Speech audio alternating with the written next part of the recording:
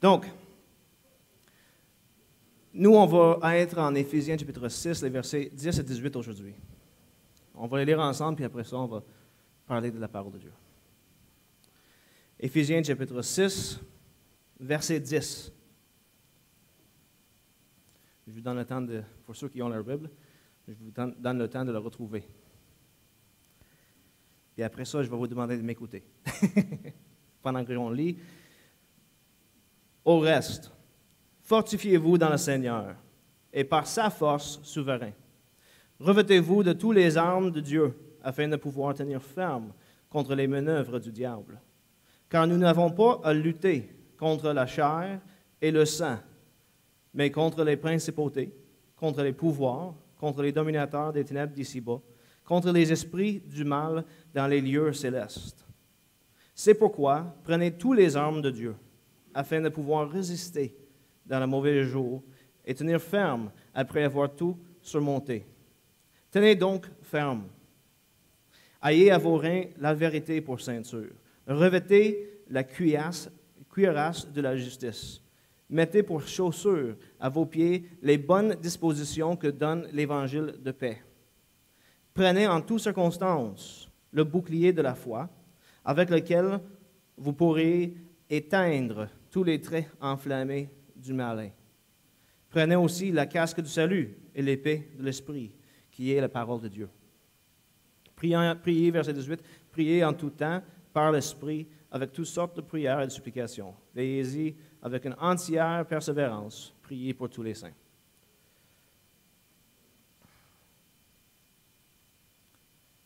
Il y a quelques années, il y a un documentaire qui est apparu dans les grands reportages. Vous l'avez peut-être vu. Le titre du documentaire était « Les soldats de Jésus ». Puis dans ce documentaire, il y en avait une personne qui allait parler avec tout plein de monde. Puis il demandait un peu des questions à ces différentes personnes, ce qu'ils pensent que ça veut dire être soldat de Jésus-Christ, être appelé un soldat de Jésus-Christ.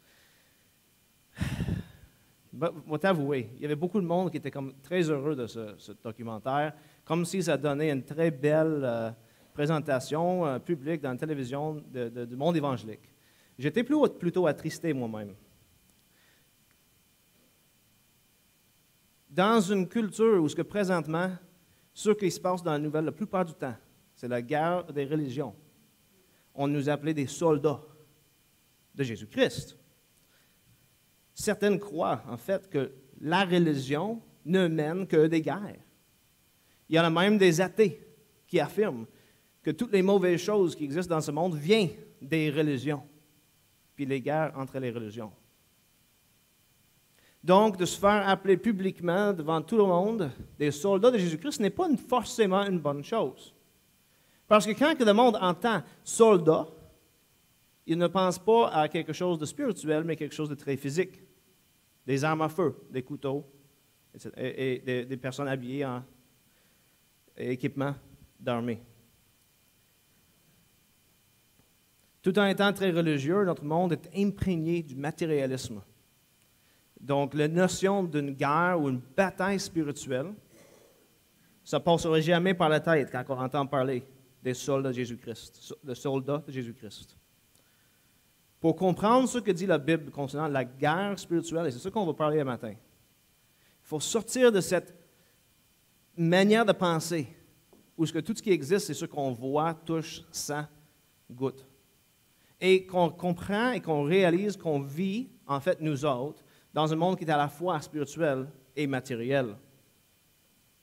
Autrement dit, que dans un certain sens, il faut retourner pour voir le monde un peu comme les premiers chrétiens et juifs voyaient le monde. Pour bien comprendre les versets qu'on a lus aujourd'hui, il faut regarder les contextes. On va vous donner un peu de contexte, puis après ça, on va regarder dans les versets.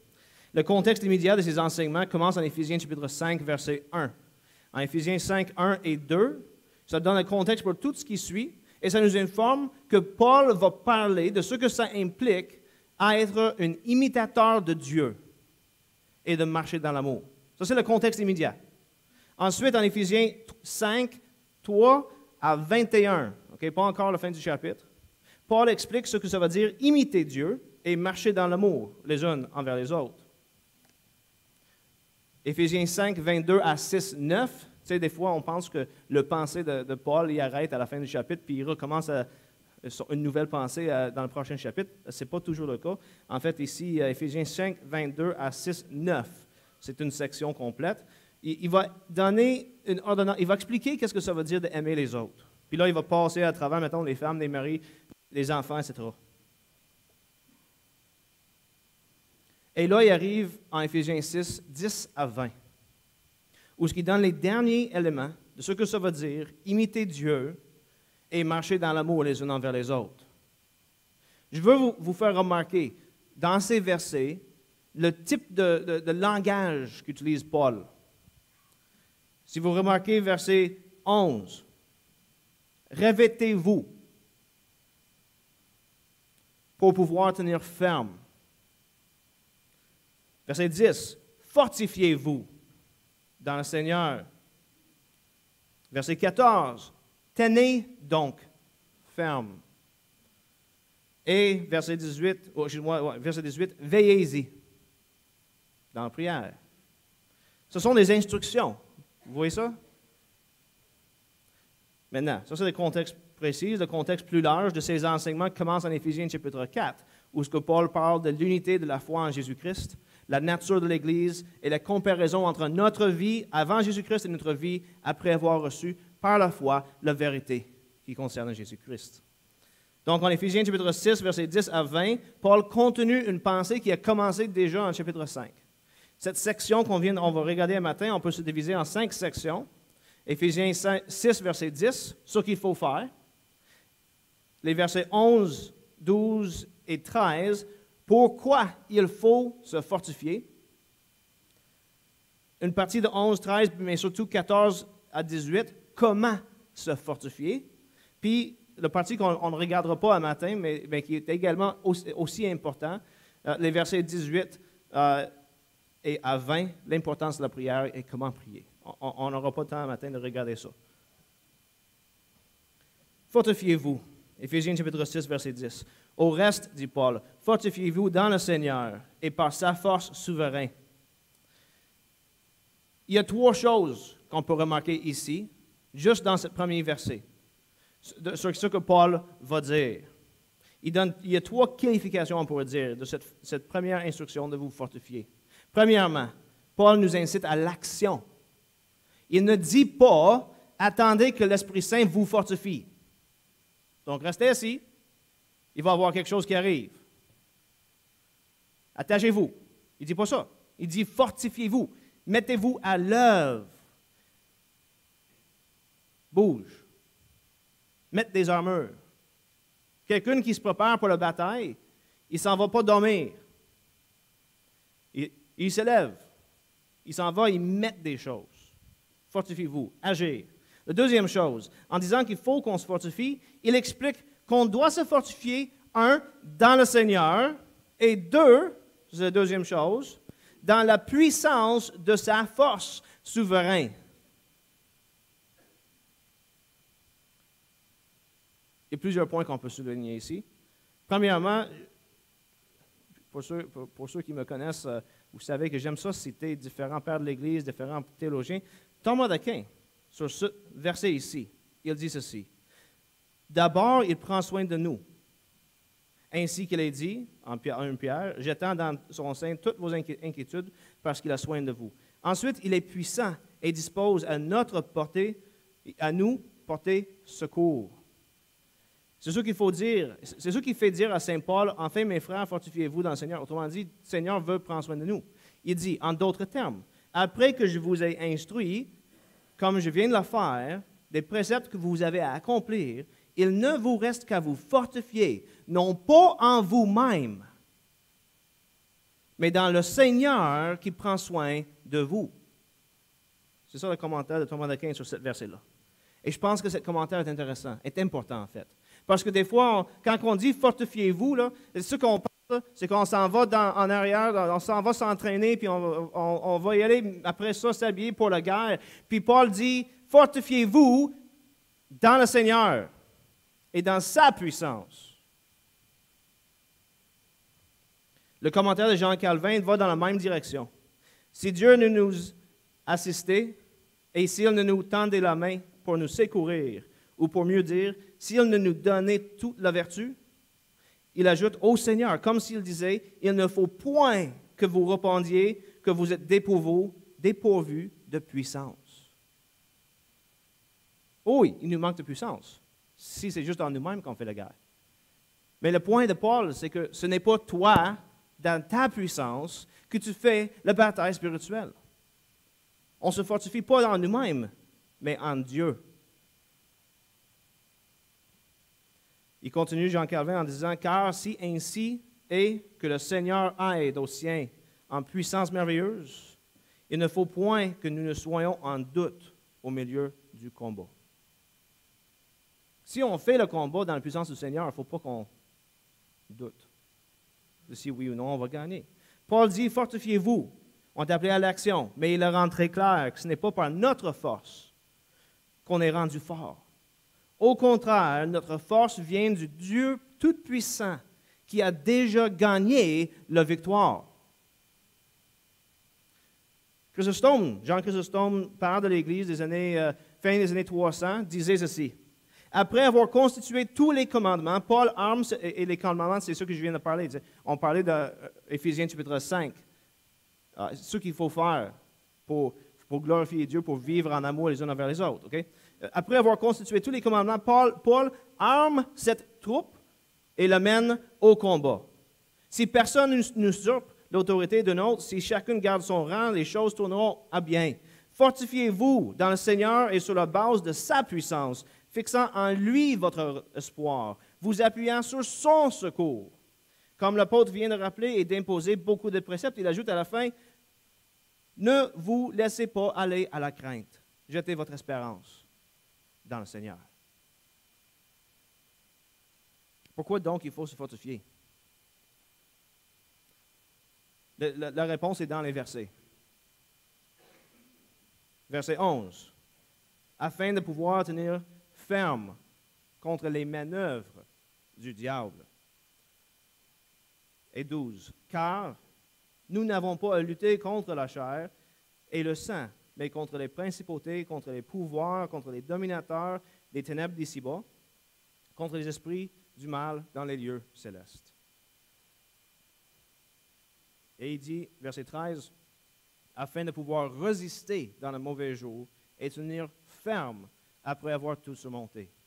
Je veux vous souligner quelque chose ici, parce que c'est très intéressant. Nous, souvent, quand on pense au combat, c'est quoi qu'on pense? Bon, s'il y en a des gens ici qui ont déjà regardé les combats de UFC ou de quelque chose de ce genre-là, que ce soit du karaté ou un autre art martiaux, mettons que vos enfants ont peut-être participé dedans, on pense à quoi? Bien, tu t'en vas dans le combat, puis tu avances vers ton adversaire. Si tu n'as jamais joué un sport, ben, moi j'ai joué au soccer. C'était le sport que j'ai joué le plus, même au collège. On avance vers le but. On prend la balle, puis on l'amène dans le territoire ennemi, puis on s'en va de tirer un but. C'est ça, hein? Quand on pense à la guerre, c'est quoi qui se passe? On s'en va vers l'ennemi pour l'attaquer. La terminologie que dit Paul. Fortifiez-vous. OK, on a compris. Il faut se fortifier. On s'en va en guerre. Pourquoi? Afin de, notez-le bien, afin de, ça veut dire, ça c'est un but, c'est la raison pour laquelle on se fortifie, afin de courir vers l'ennemi. Non, c'est pas ça qu'il dit. Afin de pouvoir tenir ferme. Okay. Il va parler de l'attaque tantôt. Verset 13. C'est pourquoi prenez tous les armes de Dieu afin de pouvoir résister. OK? Bon, ça devrait venir. Verset 14. Tenez donc ferme. C'est où l'attaque? Paul ne parle pas d'attaque. La guerre est gagnée. Il n'y a plus de guerre. Pensez au Seigneur des Anneaux, à la fin, le dernier film. Tout est gagné. Ils ont vaincu l'ennemi. Il en reste quand même des ennemis qui rôdent autour, n'est-ce pas? Ce n'est pas tous les orques qui étaient détruits. Les orques qui se promènent un peu, puis c'est sûr que de temps en temps, tu vas en avoir un orque qui va essayer d'attaquer quelqu'un. C'est pour ça que dit Paul, tenez-vous donc ferme. L'ennemi est battu, la guerre est terminée, nous ne sommes plus dans un territoire d'ennemis. Dieu a gagné à la croix. Tenez donc ferme, parce qu'il rôde autour pareil, mais il n'a plus de griffes, il n'a plus de dents.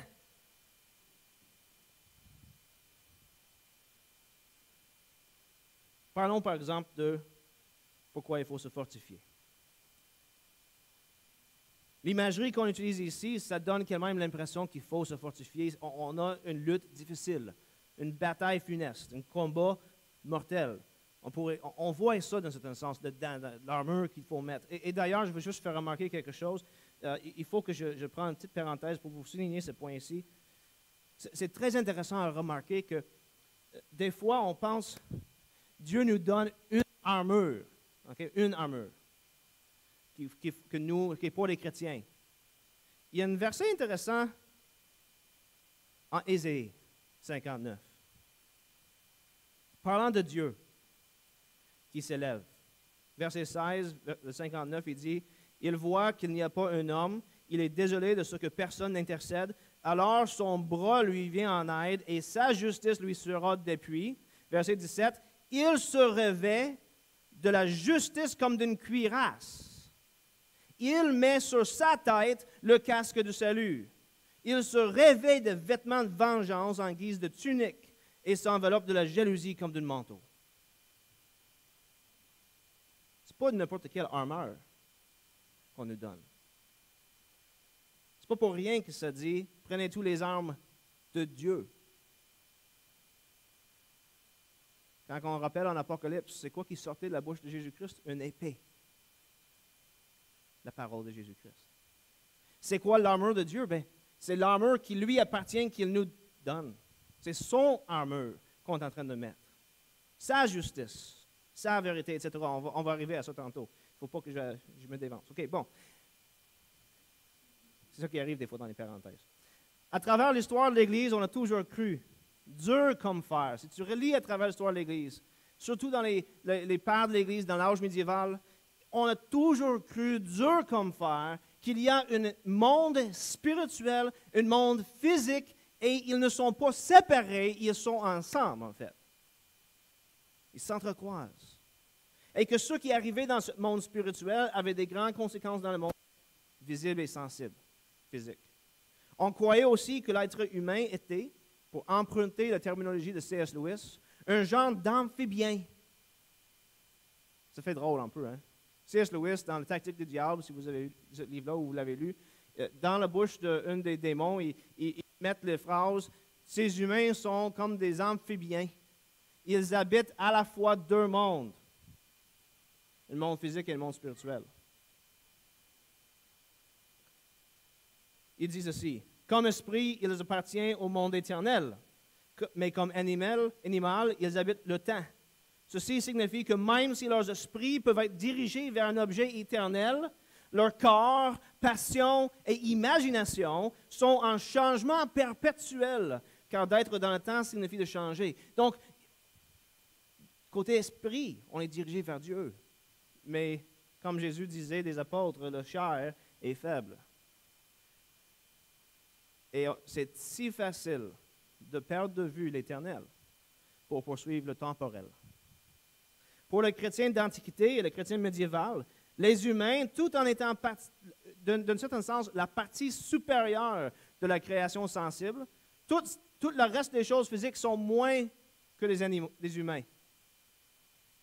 Ils étaient supérieurs à tous les animaux, aux plantes, aux roches, à tout l'univers sensible. Parce qu'ils ne sont pas juste physiques, ils sont aussi spirituels. Tout en étant supérieurs au monde physique, ils étaient, d'un certain sens, moins que le monde spirituel, parce qu'ils étaient physiques.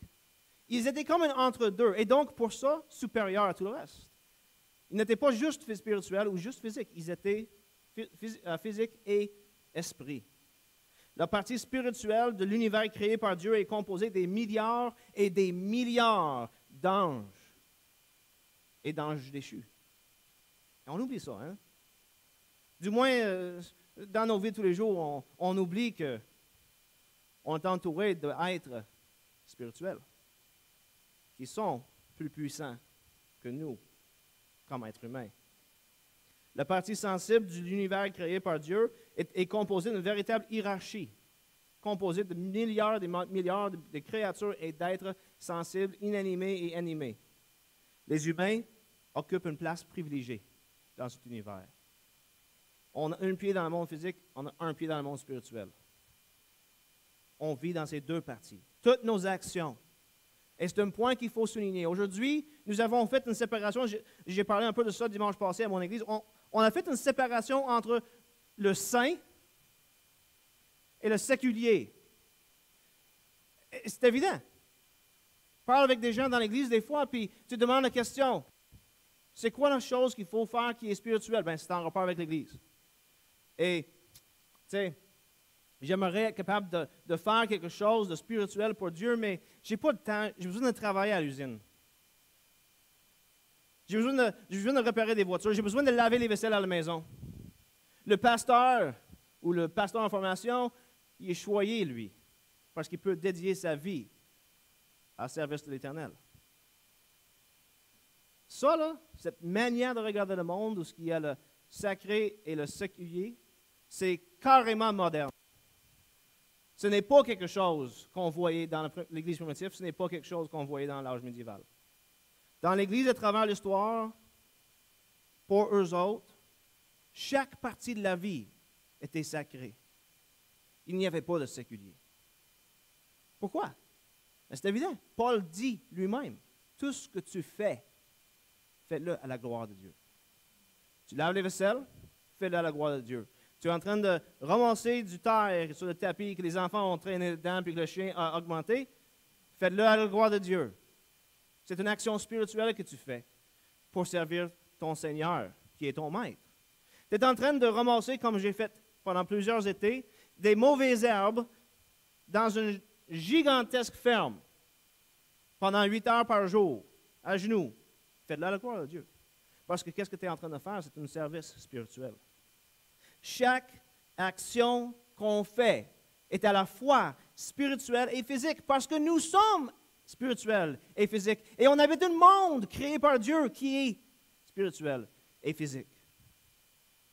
Toutes nos actions ont à la fois des conséquences dans le monde spirituel et dans le monde physique. J'arrive de travail, j'ai travaillé dans une usine de mécanique pendant au moins une moitié d'une année, 6 mois. Après ça, j'ai travaillé dans une usine de peinture pendant une autre, peut-être une année. Quand j'arrivais du travail, ou la ferme, j'ai travaillé dans la ferme. Quand j'arrivais du travail, là, t'es crevé. Je peux te dire, surtout quand je travaille dans la ferme. Wow! C'était moins pire c'était moins pire dans l'usine. Crevé. Là, les enfants veulent jouer. Femme, bière, chaise. T'sais. Je ne sais pas c'est quoi qui est sur la télévision, là, mais c'est sûr que je ne bouge plus jusqu'à demain matin. Puis tu dis, j'ai besoin de mon repos. Puis il n'y a rien de mauvais qui peut arriver du fait que je m'assis mon bec dans ma chaise puis que je ne joue pas avec mes enfants. Puis que je ne porte pas attention à ma femme. Je suis fatigué, c'est celui qui donne l'argent pour la famille. Je mérite mon repos. Chaque action qu'on fait est à la fois physique et spirituelle, et il y a des conséquences qui sont à la fois physiques et spirituelles.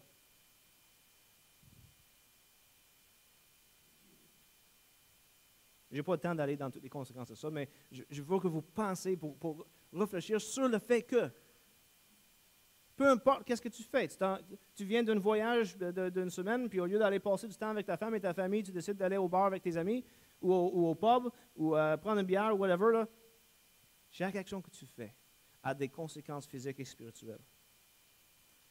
Est-ce qu'on a perdu ça, cette compréhension du monde, qui est en fait la compréhension biblique? Et des fois, je pense que oui. L'instruction pauline de Paul dans la parole de Dieu concernant notre rôle dans le grand combat spirituel, qui est même aujourd'hui et en train d'arriver en ce moment, n'a aucun sens à moins qu'on ait réellement des êtres spirituels et physiques qui habitent un monde qui est spirituel et physique. Un monde dans lequel des actions physiques ont un effet spirituel. La Bible enseigne très clairement que la véritable guerre spirituelle n'est pas une affaire du monde sensible.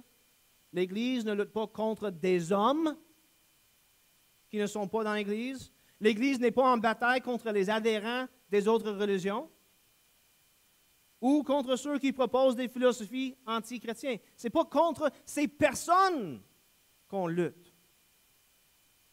Non, dit Paul en Éphésiens 6, 12, car nous n'avons pas à lutter contre la chair et le sang, mais contre les principautés, contre les pouvoirs, contre les dominateurs des ténèbres d'ici-bas, contre les esprits du mal dans les lieux célestes. En 2 Corinthiens 10, 3 à 5, Paul dit, « Si nous marchons dans la chair, nous ne combattons pas selon la chair. Car les armes avec lesquelles nous combattons ne sont pas charnelles, mais elles sont puissantes devant Dieu pour renverser des forteresses.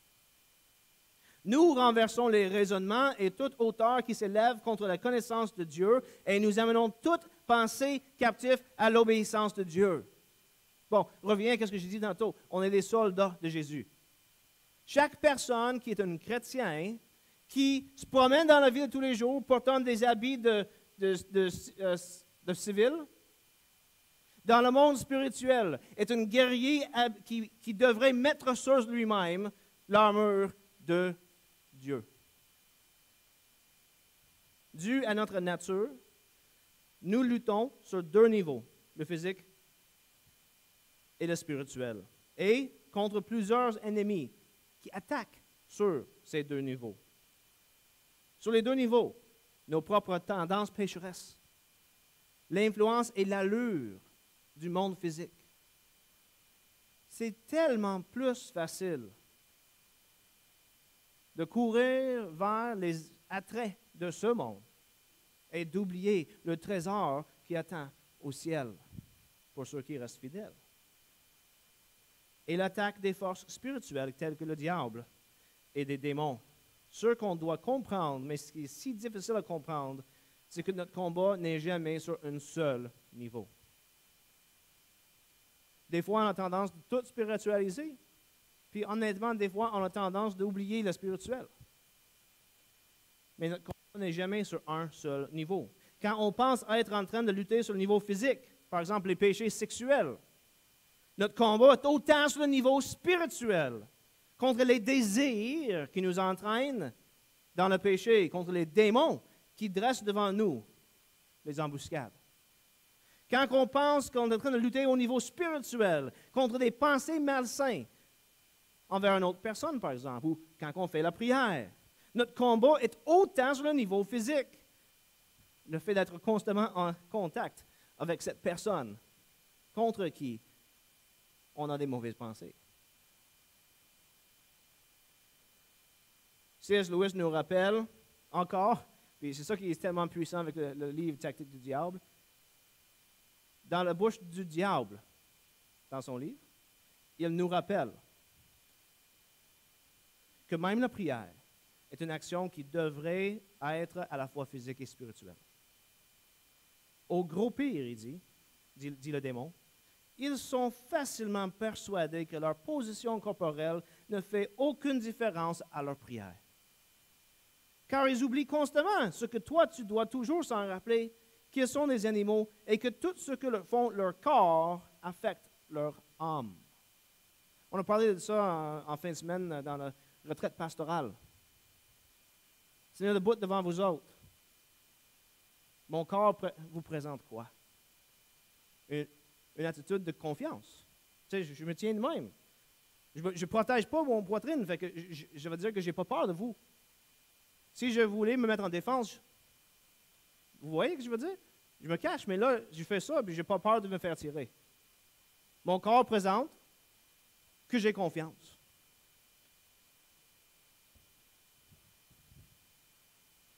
Ça présente quoi? Soumission, humilité.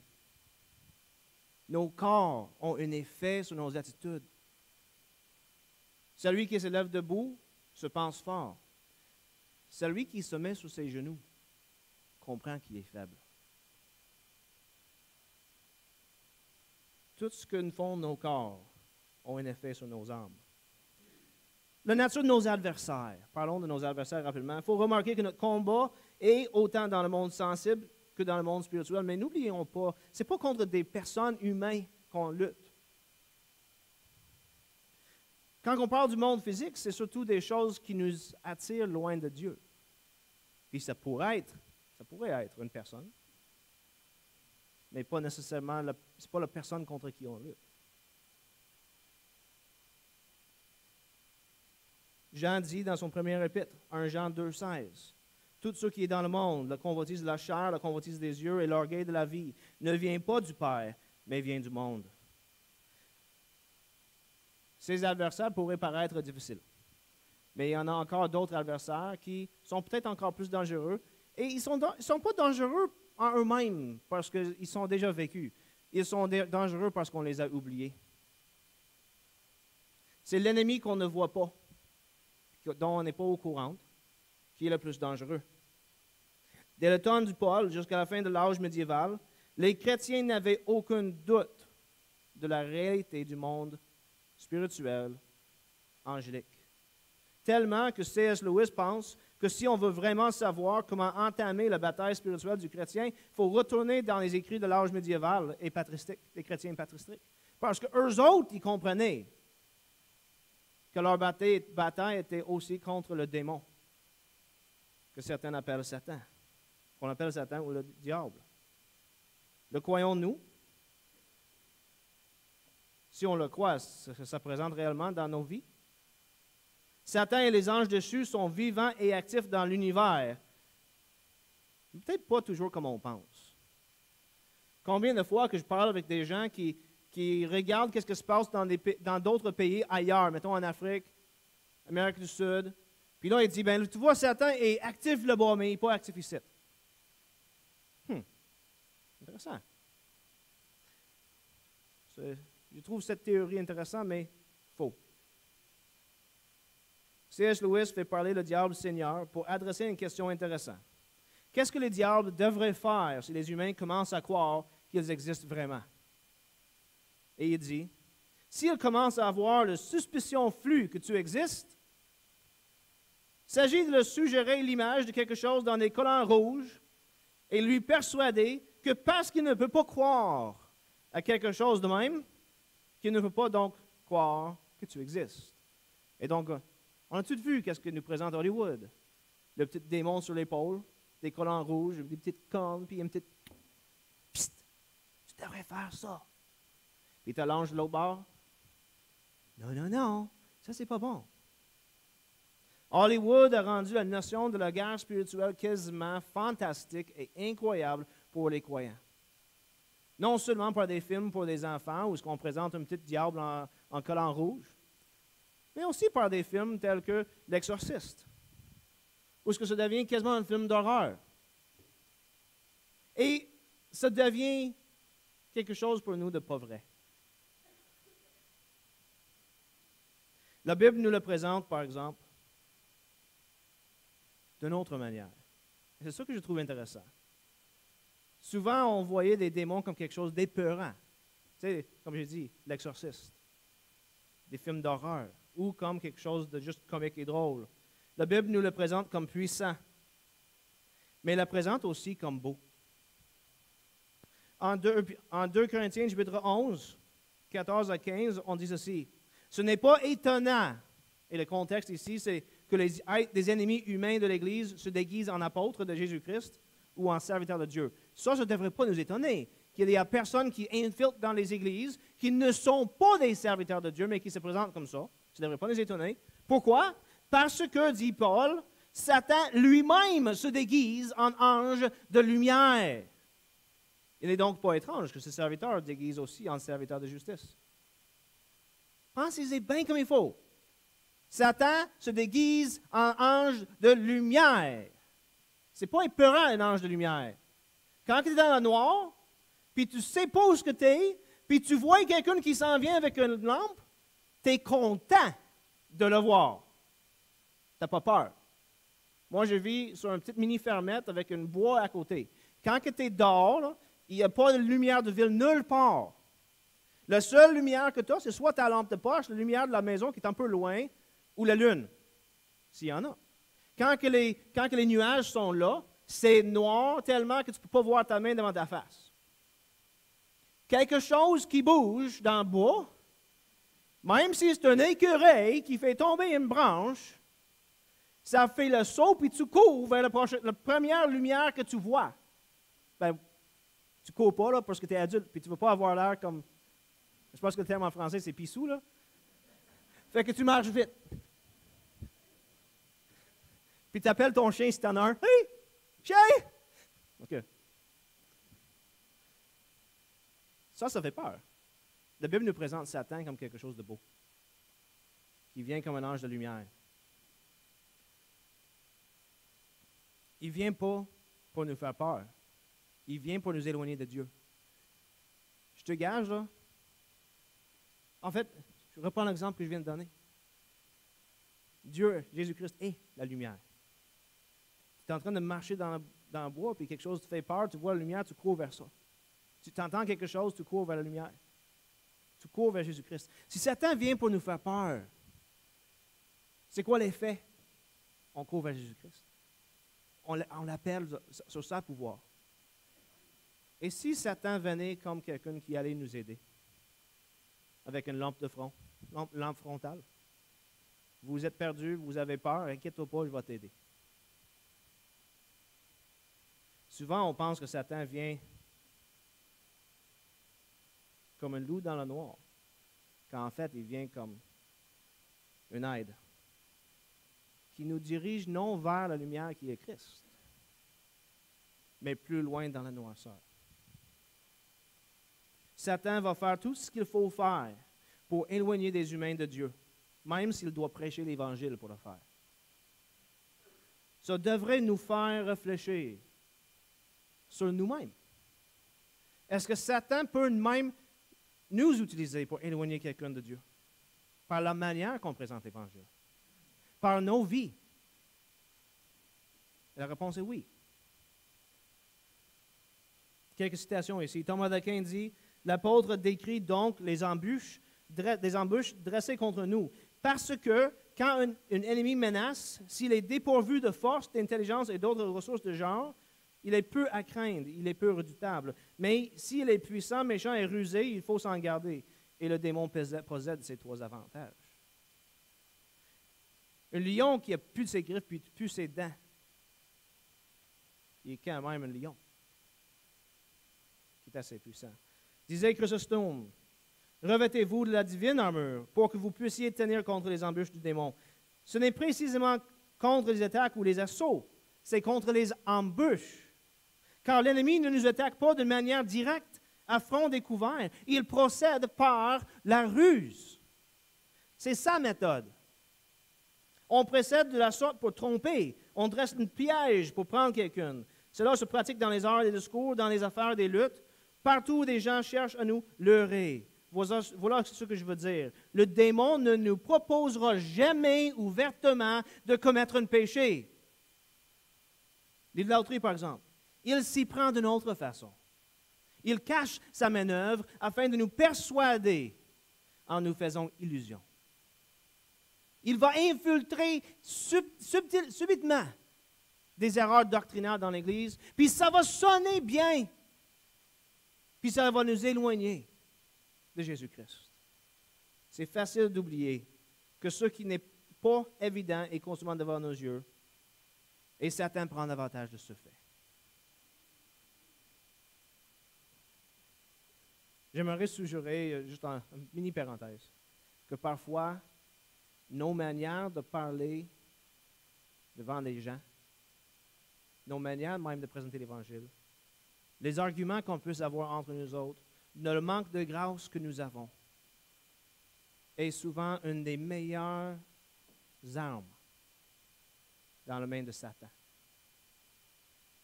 pour éloigner l'Église, les chrétiens et des non-chrétiens de Dieu. Comment se fortifier? Puis là, on va être obligé d'aller faire ça un peu plus vite. C'est dommage, mais il a tellement de stock qui est intéressant ici. Chrysostome disait, le diable ne marche pas seul contre nous, il est suivi des légions.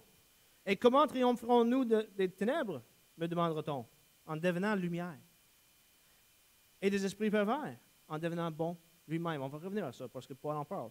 La bonté détruit la perversité, la lumière chasse les ténèbres. Dieu ne nous a pas laissés seuls pour mener une bataille perdue dans un monde qui est habité et contrôlé par des forces ténèbres. Comme j'ai déjà dit, la victoire est déjà gagnée. Nous ne sommes plus dans un territoire d'ennemis. Ce monde n'appartient plus à Satan. Si par ce monde on comprend l'univers dans lequel on vit. Il y en a des gens qui sont non-croyants qui appartiennent à Satan. Ça, c'est vrai. Hein. Si on appelle eux autres le monde, alors ça, c'est vrai. Le monde appartient à Satan. Mais ce monde, là où on vit, c'est le monde que Dieu a créé et qui est bon. C'est Dieu qui est souverain ici, pas Satan. C'est Jésus-Christ qui a gagné la victoire contre Satan. Ce n'est pas Satan qui a gagné. Paul nous implore donc de faire deux choses pour qu'on puisse tenir debout devant l'ennemi. Et encore, j'ai dit tenir debout, pas pour avancer, juste pour tenir debout. C'est pas grand, ça fait quasiment drôle. C'est tout ce qu'il nous demande. Tenir debout. Un, qu'on s'habille avec toutes les armes que Dieu nous donne, et deux, qu'on prie en tout le temps. Je ne pourrais pas, malheureusement, parler de toute la prière. Ça va dépasser mon temps, mais pas à peu près. Mais on va parler des armes que Dieu nous donne. La liste est intéressante. La vérité, la justice, les bonnes dispositions, c'est-à-dire les tendances ou des habitudes, des bonnes actions qu'on fait et qui deviennent des habitudes dans nos vies, la foi, le salut et la parole de Dieu.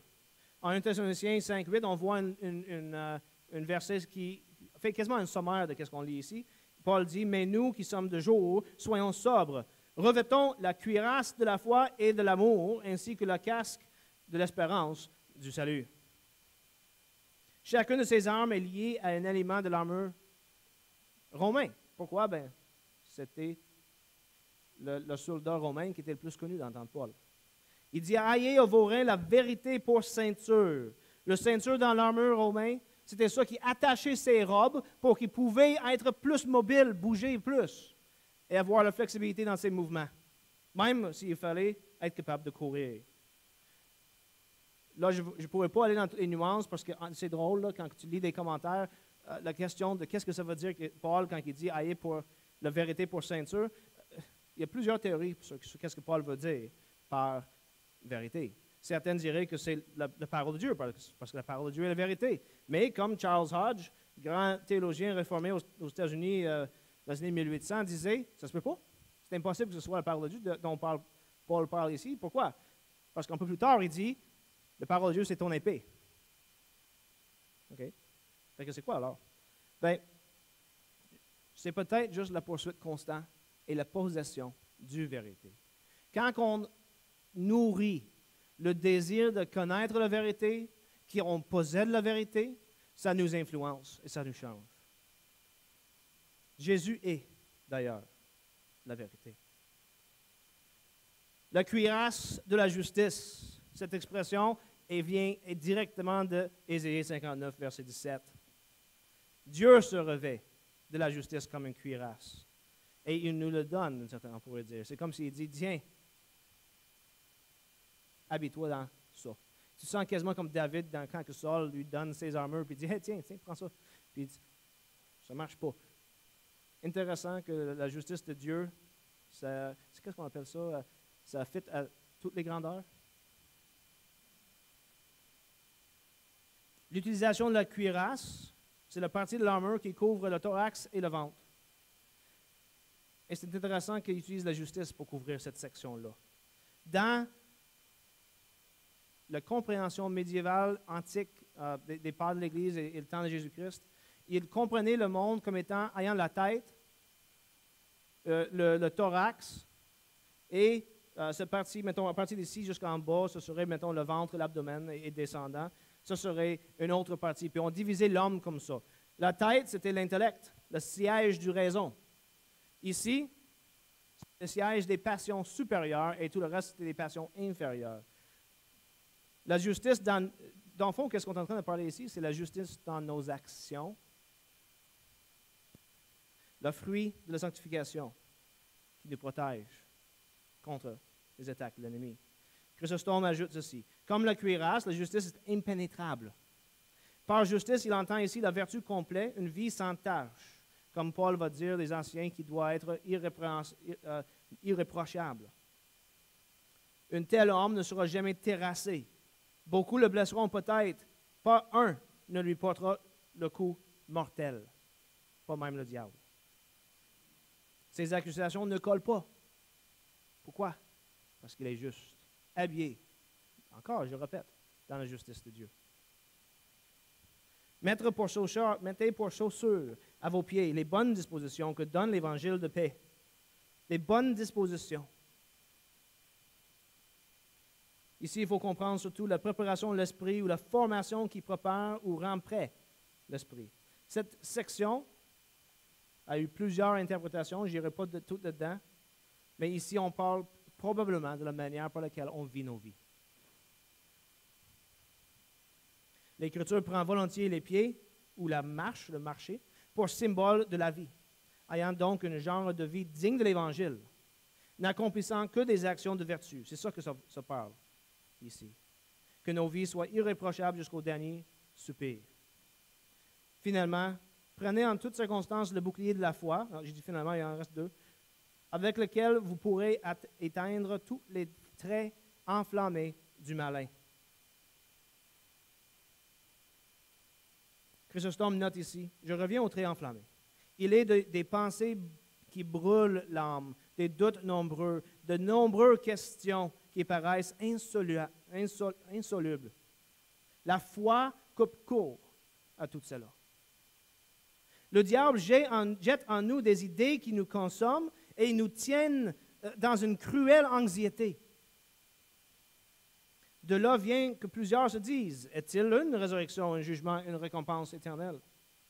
Dès que vous avez le bouclier de la foi, vous éteignez tous les traits enflammés du diable. Une funeste convoitise a-t-elle pénétré dans votre cœur? Le feu des mauvaises pensées s'est-il allumé dans votre âme? Dit Chrysostome. Opposez à cette invasion la foi des biens à venir. Et la flamme n'apparaîtra pas même, elle sera promptement étoffée. Tous les traits, dit l'apôtre, et non point les unes à l'exception des autres. Tout. Sommes-nous en but à de dangereux raisonnements, à des passions désordonnées? Ayons recours à la foi. Sommes-nous accablés d'ennui et de fatigue? Cherchons en elle le repos. Elle est un arsenal qui conserve tous les armes. Sans la foi, bientôt elles sont mises en pièces. L'importance de la foi. Prenez aussi le casque du salut. En Ésaïe 59, Dieu met le casque du salut pour sauver. Ici, en 1 Thessaloniciens, il parle du casque de l'espérance du salut. Le casque protège la tête du décor et pouvait même servir comme arme dans la bataille. Des fois, on pense, bon, c'est juste un casque. Pour les Romains, souvent, ils pouvaient même avoir comme quelque chose sur la tête qu'ils pouvaient utiliser comme arme. S'ils sont dans la bataille et ça ne va pas bien, tac, l'ennemi est peut-être tué ou assommé. Ici, on parle du salut possédé par le chrétien, donné par la grâce divine. Le salut vient de Dieu et lui nous donne sa casque. L'épée de l'esprit, qui est la parole de Dieu. C'est ici qu'on parle de la parole de Dieu. Apocalypse, quand que Jean voit Jésus, c'est quoi qui sort de sa bouche? L'épée. C'est la parole de Jésus-Christ, la parole de Dieu, qui est l'arme offensive. Mais n'oublions pas, on n'est pas en train de courir à l'attaque. Pour les soldats romains, quand ils dressaient une défense contre l'ennemi qui les attaque, au départ, il y aurait une lance, puis il y aurait l'épée ici, puis ils mettent leur bouclier, merci, devant eux autres. Puis l'ennemi les attaque, puis il fait tac avec la lance qui n'est plus utile. On prend l'arme, puis on continue, puis on défend. L'arme était pour quand on était, la parole de Dieu, c'est quand on est dans la bataille intense, on voit les yeux de l'ennemi. L'auteur aux Hébreux dit, la parole de Dieu est vivante et efficace, plus acérée qu'aucune épée à double tranchant. Elle pénètre jusqu'à la division de l'âme et de l'esprit, des jointures et des moelles. Elle est juge des sentiments et des pensées de cœur. Ce n'est pas proposé comme arme offensive. Parfois, là, la manière qu'on évangélise des gens, là, c'est comme si ça c'était une arme. Puis on s'en va à l'attaque. Ce n'est pas proposé comme arme pour assommer des gens avec l'Évangile. C'est proposé comme arme pour nous défendre contre les attaques du malin. Comme disait Charles Hodge, dans son commentaire sur Éphésiens, la parole de Dieu fait dissiper les doutes du croyant, l'éloigne de ses peurs et la délivre de la puissance de Satan. Rappelez-vous comment que Jésus a battu Satan en Matthieu chapitre 4.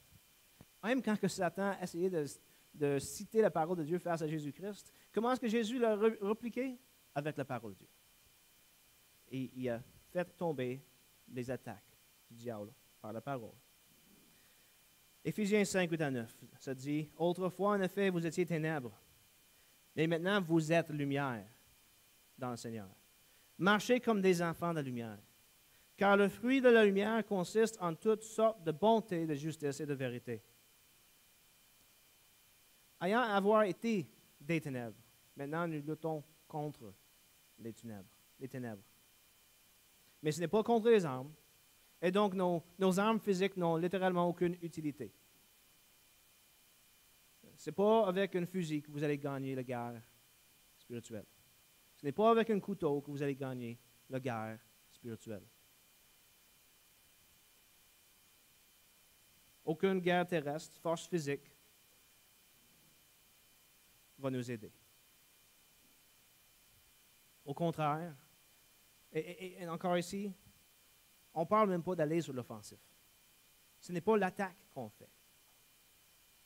Paul nous appelle tout simplement de tenir ferme. Encore, pense au soldat romain qui fait la défense. Puis on reste debout. Paul ne nous demande pas d'attaquer et de gagner. Il nous demande de rester debout. C'est tout. N'est-ce pas facile, dans un certain sens? Il y a moins de responsabilité, là. Hein? On n'a pas besoin d'aller conquérir ce monde. Ce monde est déjà conquis. Tous les termes que Paul utilise signifient le fait de se tenir ferme sans bouger lorsqu'on est attaqué par les forces des ténèbres. Fortifiez-vous, tenir ferme et résister. Le bataille est déjà gagné. Le chrétien ne rentre pas en guerre. Il vit déjà dans une terre qui appartient à Dieu, gagnée par la victoire de Jésus-Christ sur la croix, quand que Jésus a détruit les portes de la mort et de l'enfer et a humilié publiquement Satan et les forces des ténèbres qui s'élevaient contre lui. Notre combat, alors, n'est pas une conquête, mais une défense pour tenir ferme contre les tentations du diable. Encore citant Chrysostome, si nous devons soutenir une pareille guerre, assister à de si rudes combats, si nous avons affaire aux puissances incorporelles, aux esprits pervers que gouvernent ce monde, comment, dites-moi, vous livrez-vous aux délices et même à la dissolution? Comment est-ce que nos vies sont si immorales? Désarmés, pourrons-nous remporter la victoire? Que chacun se dise chaque jour, lorsqu'il est dominé par la colère, par la cupidité, par le désir d'une vie molle, sans but et sans utilité. Écoutez de nouveau le bienheureux apôtre. Nous n'avons pas à lutter contre la chair et le sang, mais bien contre les principautés et les puissances. Cette guerre offre de toute autre difficulté que les guerres matérielles. Ce sont de plus effrayants combats. Il dit encore, c'est pourquoi prenez les armes de Dieu, pour que vous puissiez aux jours mauvais résister avec force et vous montrer parfait dans toutes vos œuvres. Citant Paul, il dit, le jour mauvais, c'est la vie présente, que Paul appelle aussi le siècle corrompu, à cause des iniquités qui s'y commettent. Il nous recommande donc d'être toujours armés, Il ne nous recommande pas de poser nos armes de temps en temps pour prendre une bière. Même quand on prend nos bières, on doit être armé. C'est comme D'un certain sens, vous aimez ça des films d'espions, là?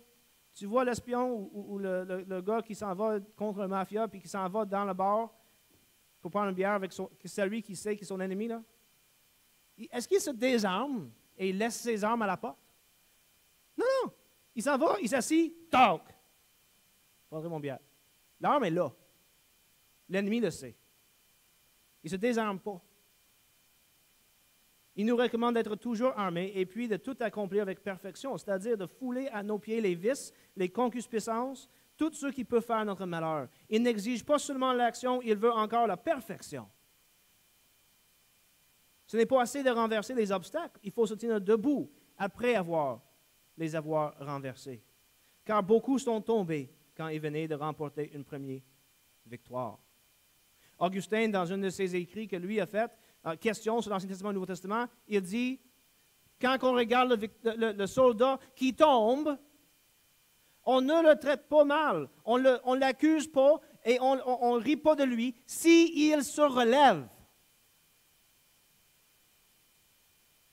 Mais si à chaque fois, on le voit retomber et retomber et retomber, comme si il le faisait par exprès, quelle espérance est-ce qu'il y a pour lui?